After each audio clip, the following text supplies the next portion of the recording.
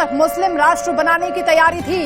पटना में ट्रेनिंग दी जा रही थी। पीएफआई और एसडीपीआई के ट्रेनर यहां पर थे। पटना के फुलवारी शरीफ में आतंकी मॉड्यूल तैयार किया जा रहा था। प्रधानमंत्री मोदी का बिहार दौरा उनके टारगेट पर था। प्रधानमंत्री के दौरे से 15 दिन पहले ये ट्रेनिंग दी गई है, प्रशिक्षण दिया गया है। बताया जा रहा है कि मार्शल आर्ट और फिजिकल ट्रेनिंग के नाम पर यह एनजीओ चलाया जा रहा था, जिसमें युवाओं का ब्रेन वॉश किया जा रहा था। बड़ा खुलासा हुआ है और कई दस्तावेज भी बरामद हुए हैं जिनमें साफ साफ लिखा गया है 2047 तक का एक मिशन था और इस मिशन में भारत को इस्लामिक कंट्री बनाने का उद्देश्य रखा गया था और इसी मिशन पर काम कर रहे थे ये आतंकी। और ऐसे कई और आतंकियों की फौज खड़ी करने के लिए यहाँ युवाओं को ट्रेनिंग दी जा रही थी, उनका ब्रेन वॉश हो रहा था। इसी बीच एक और बड़ा अपडेट आप जान लीजिए। आतंकियों से पीएफआई और एसडीपीआई के गुप्त दस्तावेज भी मिले हैं जो इशारा कर रहे हैं कि हाँ, इनसे जुड़े हुए लिंक हैं। भारत को इस्लामिक राष्ट्र बनाने के पेपर्स मिले हैं जो आप टीवी स्क्रीन पर इस वक्त देख भी रहे हैं। हाईलाइट किया हुआ है हमने कैसे मिशन 2047 को लेकर ये दोनों काम कर रहे थे और अपने जैसे कई और तैयार कर रहे थे। अब आपत्तिजनक ये दस्तावेज हैं। पीएफआई एसडीपीआई के सक्रिय सदस्य ये दोनों आतंकी हैं और ट्रेनिंग कैंप के जरिए ऐसे कई युवाओं का ब्रेन वॉश करके अपनी तरह की विचारधारा पर तैयार किया जा रहा था।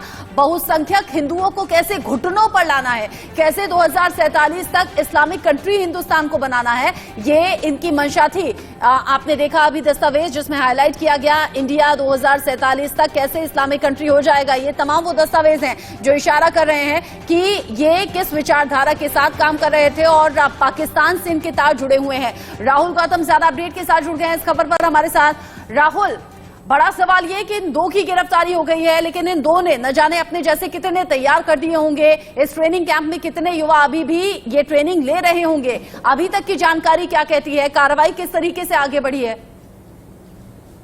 देखिए, दोनों व्यक्तियों को गिरफ्तार कर लिया गया है। आपने सही कहा, उसमें से एक जो व्यक्ति है वो झारखंड पुलिस का फॉर्मर ऑफिसर है और दूसरा सिमी से जुड़ा हुआ है।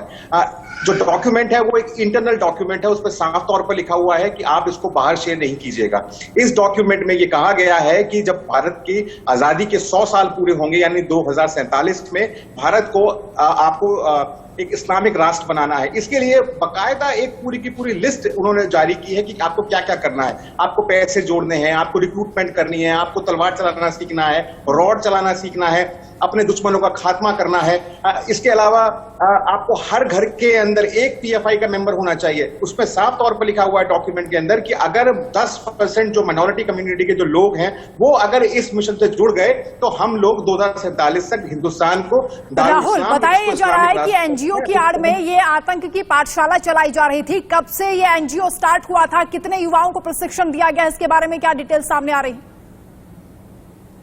देखिए, दोनों व्यक्ति से अभी फिलहाल पूछताछ जारी है और जो जानकारी हमें मिल रही है सूत्रों के मुताबिक एक और व्यक्ति है जिसको थोड़ी देर पुलिस ने अपनी हिरासत में लिया है और थोड़ी देर में उसकी गिरफ्तारी हो जाएगी। इसके अलावा तकरीबन जो आंकड़ा निकल कर आ रहा है 500 से 1000 लोगों के बीच में इनके टच में थे। इनके पास वो डॉक्यूमेंट शेयर किया गया। उनको बाकायदा कहा गया कि आप अलग अलग पार्क्स में जाइए, फिजिकल एक्टिविटीज करिए, जो रॉड्स हैं, तलवारें हैं, इन तमाम चीजों को अपने घर में इकट्ठा करिए। तो एक बड़ा मॉड्यूल जो पुलिस है, बिहार पुलिस, उसने बर्स्ट किया है और साफ तौर पर आपने कहा है कि ये तब बर्स्ट हुआ है जब प्रधानमंत्री नरेंद्र मोदी का एक दौरा है। जाहिर है ये खतरे की घंटी है सिक्योरिटी एजेंसीज के लिए कि सबसे बड़ी बात यह है कि कैसे देश में रहकर एक ऑर्गेनाइजेशन ऐसे मंसूबे रखती है जिसमें उन्होंने साफ तौर पर कहा है कि जो मेजॉरिटी कम्युनिटी है उसके जो लोग आपका विरोध करेंगे आप उनका खात्मा करिए। यानी एक जेनोसाइड की मानसिकता को लेकर ये लोग आगे बढ़ रहे थे।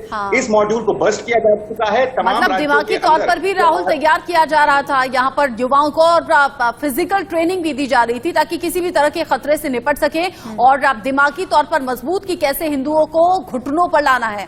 बहुत शुक्रिया राहुल, आगे भी अपडेट आपसे लेंगे। बहुत शुक्रिया। इस खबर से जुड़ा जो भी अपडेट होगा आपके जरिए दर्शकों तक हम पहुंचाएंगे।